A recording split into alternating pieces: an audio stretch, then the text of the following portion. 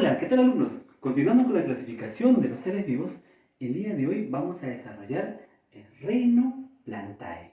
Las plantas y los animales alcanzaron la máxima escala evolutiva debido al éxito que tuvieron en su supervivencia. Las plantas presentan una gran diversidad de especies, al igual que los animales.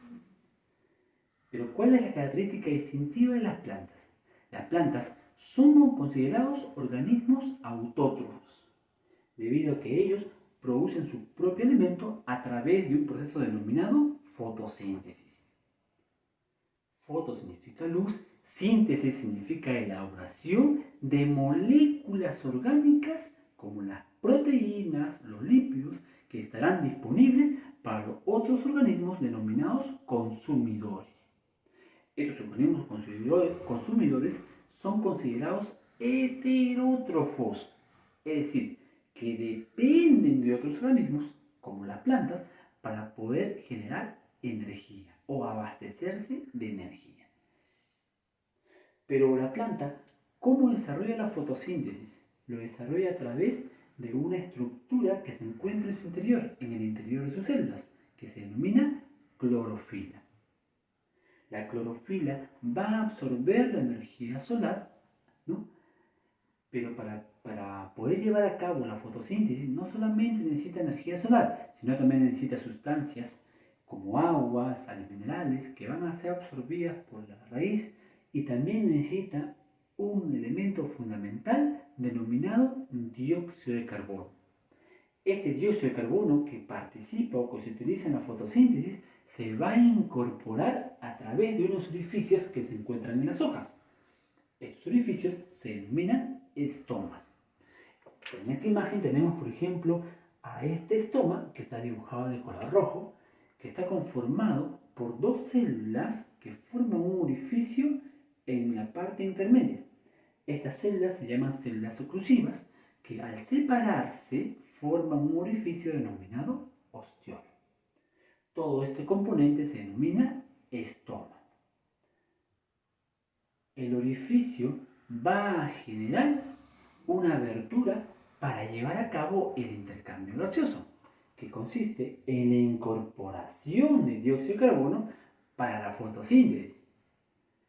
Pero también este orificio va a permitir la incorporación de oxígeno para la respiración. La incorporación de gases va también a conllevar la eliminación de moléculas de agua, produciendo o generándose en las plantas un problema denominado deshidratación. Las plantas, para poder reducir la deshidratación, van a tener que formar ciertas estructuras en la epidermis denominada pelos o tricomas. Estos pelos o tricomas van a reducir la deshidratación en las plantas. Pero las plantas, ¿qué otra característica presentan? Sus células presentan una envoltura llamada pared celular, conformada por celulosa, a diferencia de la pared celular de otros organismos, por ejemplo como los hongos, que presentan quitina en su pared celular, o como la pared celular de las bacterias, que presentan peptidoglucano.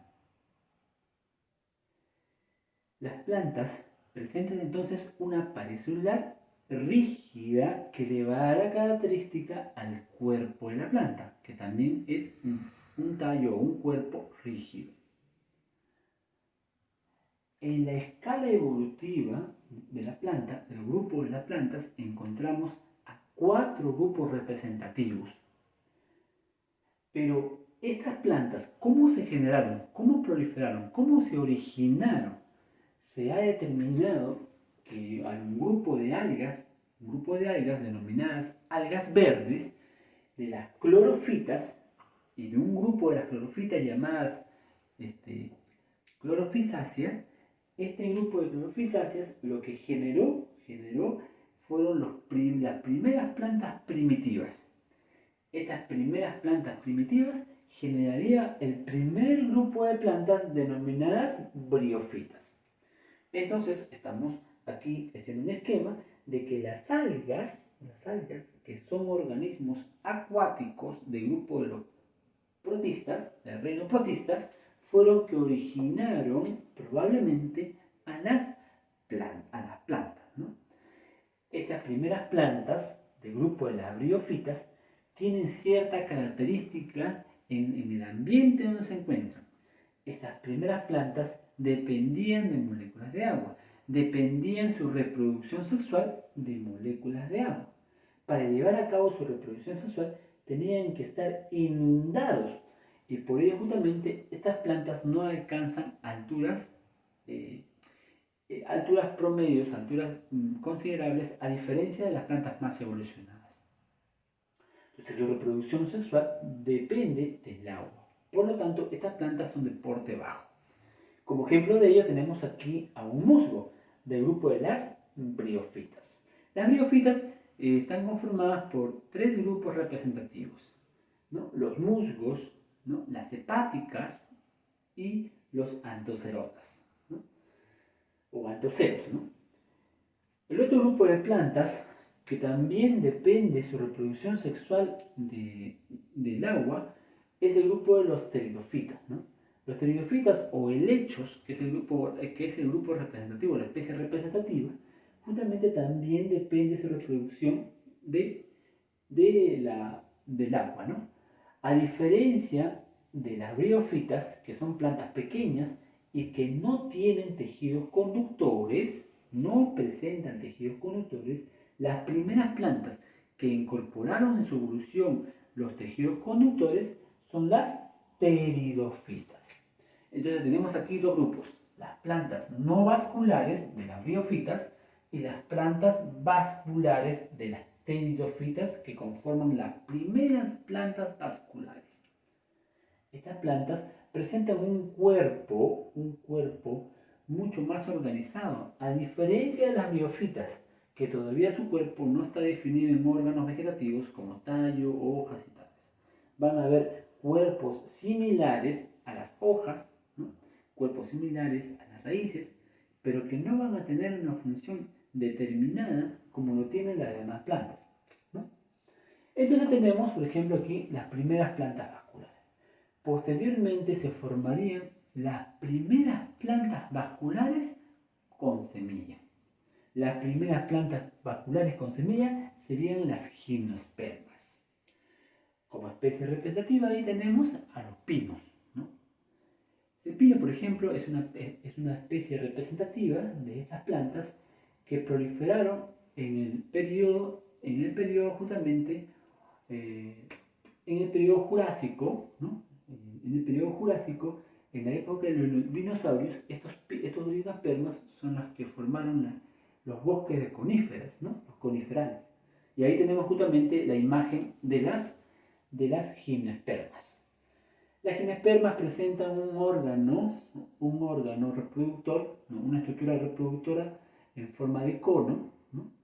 Y estos conos justamente tienen los órganos, las estructuras reproductoras, ¿no? Pero ellas son plantas con semilla, ¿no? Tejidos vasculares y plantas con semilla. Posteriormente se generarían las plantas que presentan semilla, pero con presencia de flor y fruto. Estas plantas que poseen flor y fruto son el grupo de las angiospermas. Gimnos significa semilla encerrada. Gimnos significa estrón libre y permae significa semilla. Por lo tanto, gimnos significa libre y permae significa semilla. En conclusión, lo que significa esta palabra es semillas desnudas o semillas abiertas. A diferencia de las angiospermas, angio significa cerrada y permas significa semillas. Significa semillas encerradas en un fruto, ¿no? El fruto va a ser formado por las capas que van a envolver a la semilla. Y estas capas envolventes es el pericarpio, ¿no? Y justamente es la característica de las angiospermas, ¿no? Poseer semilla con fruto. La gran diversidad de especies que encontramos en angiospermaes va a ser el éxito que van a tener estas plantas en su reproducción sexual para su diseminación en todos los lugares, en todos los ambientes. existen aproximadamente 400.000 especies de plantas, ¿no? Casi comparado a los grupos más diversos, como los animales y las bacterias, ¿no? Esta gran diversidad de especies que encontramos aquí se debe justamente al éxito evolutivo que alcanzaron estos organismos. Las plantas también son organismos importantes que han conllevado justamente a la dependencia con otros seres vivos, como los consumidores, que son los animales, que les había mencionado anteriormente. Entonces, eso más o menos es una síntesis de lo que consiste en este grupo de plantas. Entonces, no nos olvidemos, hacemos un resumen. Las plantas son organismos autótrofos porque producen su propio alimento a través de la fotosíntesis. Las plantas presentan una pared celular en sus células y esto les permite ser resistentes. Las plantas presentan células eucarióticas y también las plantas son organismos multicelulares. Es importante, ¿no? Entonces, son características distintivas en este grupo diverso que encontramos en los seres vivos. Bueno, de esta manera, jóvenes, hemos culminado la primera parte de la clase y nos volveremos a encontrar en una próxima oportunidad para continuar juntamente con la otra parte de nuestra clase. Muy bien, jóvenes, saludos, continuamos.